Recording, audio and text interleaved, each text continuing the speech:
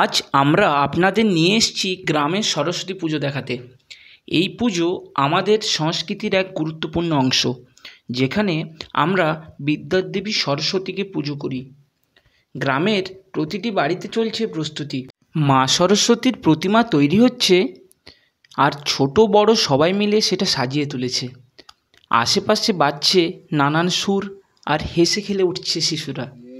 এই পুজোর দিন সকালে সবাই একত্রিত হয়, ফুল ফল এবং বই নিয়ে হাজির হয়। সকলে মিলে একসাথে গান গাওয়া, প্রার্থনা করা এবং একসাথে পুষ্পাঞ্জলি দেওয়ার এই মুহূর্তগুলো আমাদের একসাথে বেঁধে রাখে। পুজোর দিন আনন্দের সঙ্গে সকলে মিলে কাটে, সবাই মিলে ভোগ বিতরণ করে, আবার কেউ কেউ নতুন বই নিয়ে আসে। শিক্ষার প্রতীক সরস্বতী মায়ের আশীর্বাদে নতুন জ্ঞান অর্জনের প্রত্যাশা করে। গ্রামের এই সরস্বতী পুজো আমাদের ঐতিহ্যকে জাগরিত করে। এটি আমাদের মিলন, আনন্দের এবং সংস্কৃতির পরিচয় দেয়। তাই আজকে আমি আপনাদেরকে দেখাবো সাতমলি গ্রামের প্রতিমা। দেখছো, এটা আমাদের করেছে অগ্নিশিখা সংঘ। এত সুন্দর একটা প্রতিমা দেখানোর জন্য অগ্নিশিখা সংঘকে অসংখ্য ধন্যবাদ জানাই। আর এই গ্রামের পুজো কে কে দেখতে এসছো অতি অবশ্যই কমেন্ট করতে ভুলবে না। এই গ্রামের সরস্বতী পুজো সত্যি এক অনন্য অভিজ্ঞতা। আশা করি আপনাদের এই পুজোর আনন্দে অংশগ্রহণের সুযোগ হবে।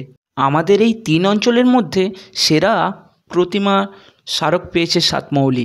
তাই আজকে আপনারা দেখতে পাচ্ছেন বিভিন্ন যেসব চারিদিকে এত সুন্দরভাবে সাজিয়েছে, এইসব সাজিয়েছে আমাদের মা মনসা ফ্লাওয়ার ডেকোরেশন, যেটা আমাদের পুষ্পাওলা নামে পরিচিত।